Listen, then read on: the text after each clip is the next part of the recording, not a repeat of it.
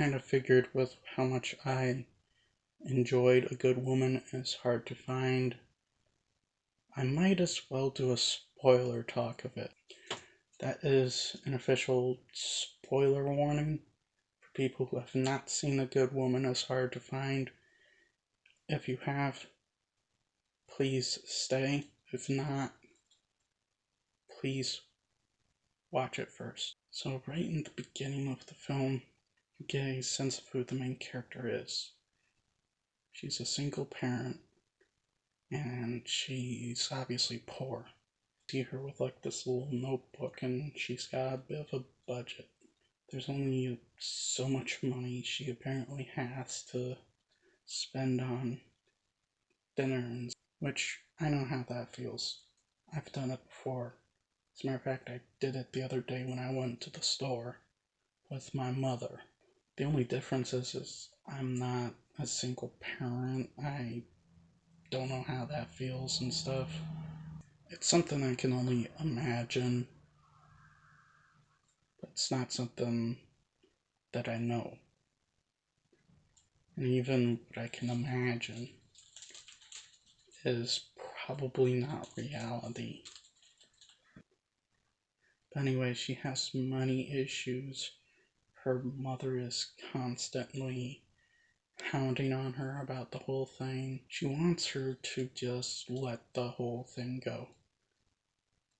But she can't. Her husband was murdered. There's nothing the police are really doing about it. Nothing the police are doing about it because apparently the newspaper kind of says he was a drug dealer. You later learn that's not true. But I'll get to that later. Then this person named Tito comes in. And he's not a very nice guy. He's the stranger I was talking about in my review. He's, yes, a well-written character. He has some good lines. He, however, is not the nicest person around. He barges into her house, which over in Indiana, that's a bit of a shotgun moment. However, of course, this takes place in Ireland. It's not Indiana. So things are definitely different, but over here in Indiana, that's a shotgun moment. He kind of forces her to let him stay there. And right then you get the sense that he's not the nicest person around. Because of this jerk, her kid Ben, who witnessed his father's murder, ends up getting into the dude's drugs. There's a bit of a confrontation between her and Tito, and the two get into a bit of a fight. He tries to rape her and gets stabbed in the eye with a vibrator. Yeah, that was a bit uncomfortable to say, but that's what happens. After that, there's this really kind of tense and gross moment where she cuts his body up and puts it into these trash bags and stuff. And the whole sequence is really well edited and very well scored by the musician of the movie. Kind of cuts between normal speed and slow motion, and it's done in a really fascinating kind of way.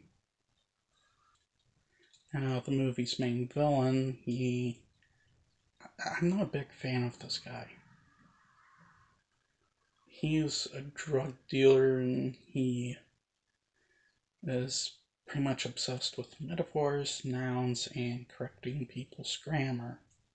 There's this conversation between Sarah Collins and this guy, and she tells him, will you leave me and my children alone? And he looks at her and goes, my children and high. If drug dealer corrects people's grammar. I don't get that.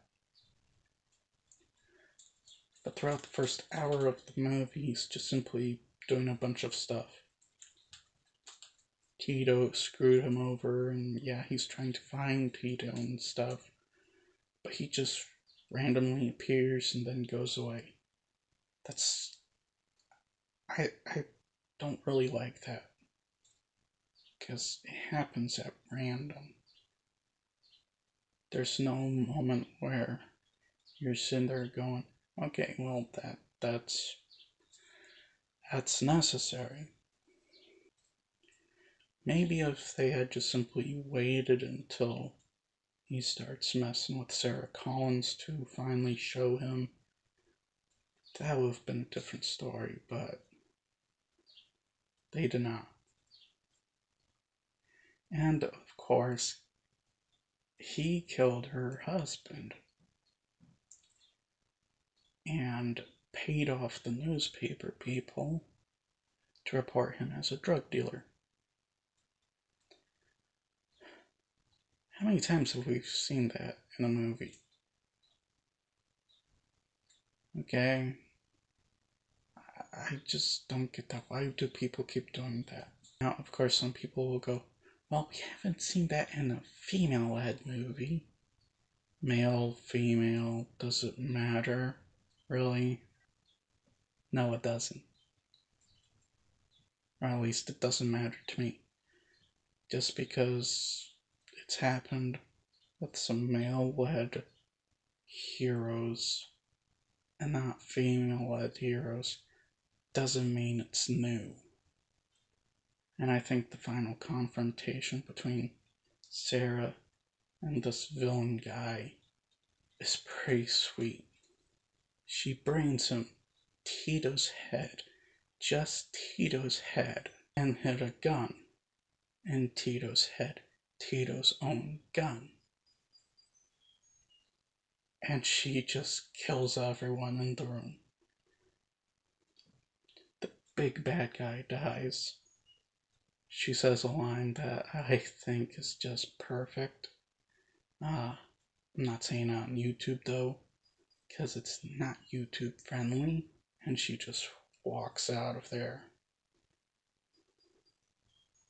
And I don't know why, but for some reason, both times I've watched this, because I watched it a second time before doing this. I don't know why, but both times I thought at first, when the music starts playing during the end credits, the Neverending Story theme was playing. I'm not kidding.